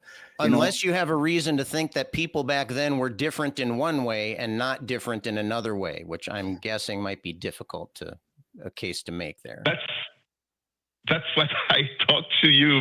That is the point, Scott. I think that was Scott who intervened at the end. So the point I'm making is that they have similar points that we do in psychology today, but they have a different point. One of those points is about the claim that they make based on memory. Right now, today, or 100 years from now, when you have a false claim about memory, there is no death involved. When you claim, I remember seeing that guy, that place, why isn't there? That thing. Why isn't there? So you're suggesting perhaps that in certain countries where, let's use Islam as an example because we can use Islam for both sides of this argument. In some countries, Muslims have been absolutely horrendously persecuted for being Muslim. And, they are under fear of death from that. In other countries, Muslims are horrendously persecuting other people, and those people are under fear of death. Are you suggesting that those people somehow, which is the same situation you're alluding to from 2,000 years ago with the Christians, are you suggesting that those people, the way memory works is somehow different in those people who've been persecuted by Muslims or those Muslims who have been persecuted by other people? Memory works different in them because of that persecution to how it does to people who are not being persecuted now? And if so, where are the studies that show this? Because that would be an absolutely fascinating field. Any psychologist would be all over that. If they thought, well, people being persecuted, people believing something to be true and being persecuted for that belief, that alters how we remember things. I can tell you now, psychologists would be all over that. Where is that work? Where are those papers, Luke? All right. So I cannot give you any papers right now. We are VC during the post call. What I have to underline here that there is a difference between an idea and an event. Right now, you chose the Muslims that are defending an idea, and they are persecuted because of an idea, not an event. Those two things are different. Do you understand the difference between those two? You're saying that it's an event. That doesn't make it an event. We're talking about the idea of the event. We're talking about other explanations for the story. Okay, we agree that there's a story about a resurrection. We don't agree that there was a resurrection. That's the conclusion, not what we're talking. What we're talking about is the explanation of the story. What Richard has pointed out is that we have reason to believe that humans, at least recent humans, could support such a story, even if it's not true. If you're talking about death, we have lots of situations where people have died for things that turned out to be false. Okay, really the only thing that would motivate somebody there is if they believe it to be true. Okay, and they could be false in their beliefs. Their beliefs could be wrong. Okay, and so what we're saying is that we have reason to believe that that a story like that could come about due to the people telling the story being wrong, whether it be intentional, whether it be accidental, or whatever. Okay, we know that could happen at least today. We are making the assumption that we can make reasonable conclusions about the psychology, about the psychological makeup of people back then. We can assume that they can roughly do the same things that we do. And there are reasons that we can believe that. We have, some evidence that shows that the people, 2,000 years ago were not significantly different than the way we are today. And so so we're saying that this is at least a possible outcome. This is a possible explanation for the story, not for any actual event. Okay. And so what you're saying is what makes most sense for the explanation of the story is that there was an actual event that occurred. Now, if our position is unfalsifiable, then obviously then your side would be unfalsifiable as well. Okay, we don't have any direct evidence of the psychology of the people that told this story. We also don't have any direct evidence of any resurrection. Okay, what would and be so evidence for? Go ahead. Sorry. no, sorry, go. So were you going to ask what could be what could be evidence of a resurrection? Yeah, that's the thing. That's the main question. What will convince you that Jesus resurrected is the main question I ask atheists. And so what you're saying then is that you don't have any evidence, and this is why. Explaining why you don't have evidence is not the same as saying you don't need evidence. If you can't think of a way to come up with evidence, then that just explains to us why you don't have any evidence. And we're running up against the end of the show here. I want to give you the last word, Luke. Go ahead. Please go ahead and say your last comments on this. All right. Thank you very much, Scott. So, yeah, the question, what would you need to observe so that you are proven false in your claim, is the question I ask many atheists. People say, I don't need that. You need to prove your point, and I will observe your arguments and destroy your arguments, and that's it. I will not question my position. I will not question my claim. If you try to question my claim, I will bash you on. I will make fun of you. This is what you do with the picture that you chose behind you in your live stream. Right now, you are making fun of Jesus on the cross. You are using Luke, let me just interject. Thank you very much to allow me to finish. Luke, you are using Jesus wearing a bra, which is a mockery tool, right? Luke, I've muted you because I was trying to interject and you didn't seem to be listening. So just bear with me a minute. During the conversation, ignore the picture of Jesus behind us. During the conversation, you said that when you talk to atheists about this, when you ask them for their claims and they give you, instead of giving you their claims and defending their claims, what they do is they start mocking you. What I've done and what Scott did before we took the call was explain our position. What I've done during this is try to defend that position. I've not stopped defending that position and started mocking you instead. So I don't know who these people are you're referring to when you say, when I talk to atheists, but it's not us. Please talk to us. We are getting really up to the end of the show. I'm going to unmute you just to say your last little bit, and then, we'll say our goodbyes. You are unmuted, Luke. Oh, thank you very much. Okay, so I am not saying that you were mocking me. The thing is, as long as I'm talking to you, I have this picture under my nose, the picture of Jesus wearing a bra. When you talk to me, this is what I see every time that you talk to me. Do you understand? So what has that got to do with what we're saying to you? Okay, when I say that people use mockery, it's because every time you say the thing that you say are with this image of Jesus wearing a bra. All the explanation that you gave are accompanied with something that I consider mockery, something that is a mockery towards every Christian or everybody who believes that this really happened. And that's why I say this is what most atheists do. I'm not saying that this is what you did during this call. Be careful about that. I agree with you. You weren't mocking me at all. I haven't had the chance to talk much, but thank you very much for giving me this end of this last word. So to finish my thoughts, there was just going about this addressed.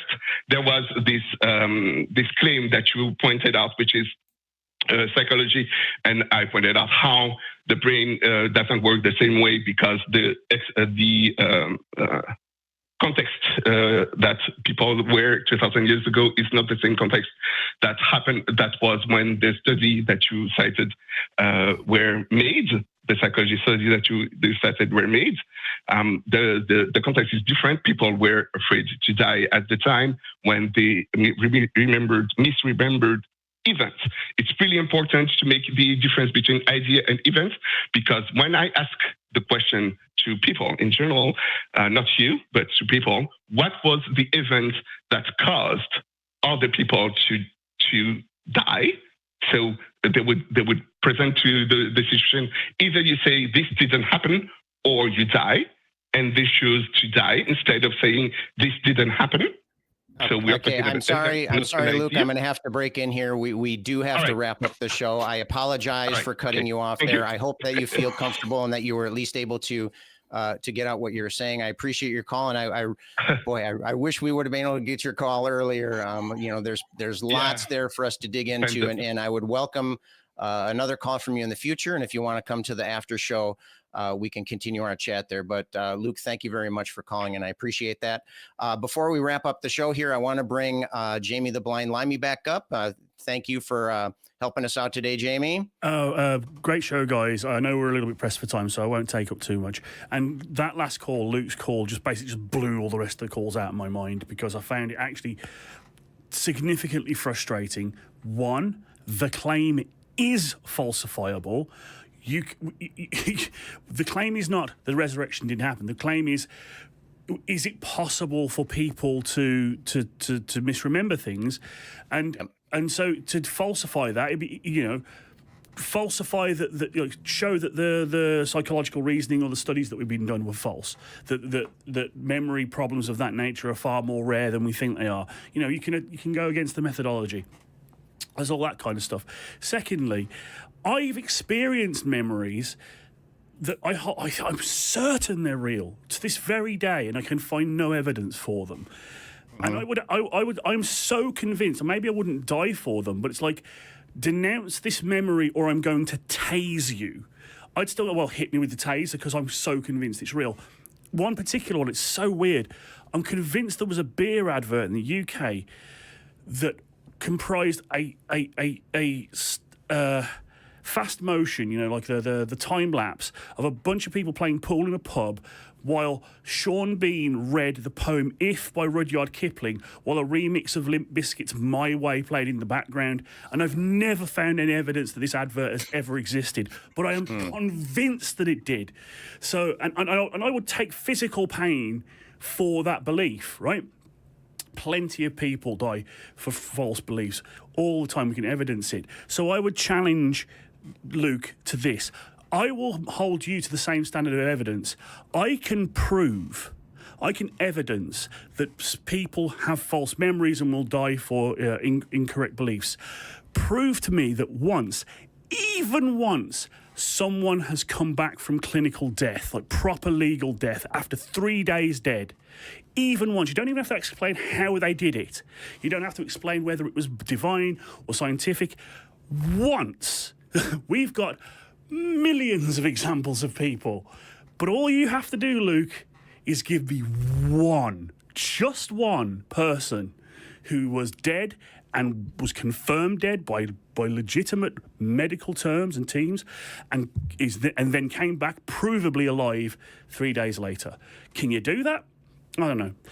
Anyway, thanks for letting me get that out, because I was just all right. I'm glad you were able to purge there, Jamie. While we're doing that, let's throw some love rings out there. Anybody special out there need love rings today? I know. I think we could all use them. So we want to send our love out to all of our fans and viewers. And also, I want to say that if you don't believe, this is your community, and we appreciate having you here. But if you do believe, we don't hate you.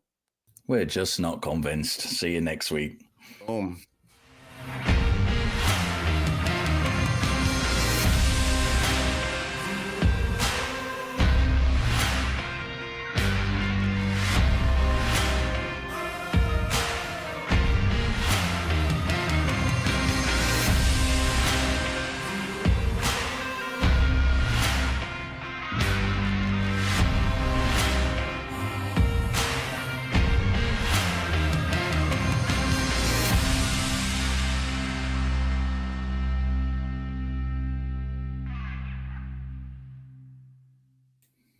We want the truth. So watch Truth Wanted live, Fridays at 7 p.m. Central. Call 512-991-9242 or visit tiny.cc/call TW.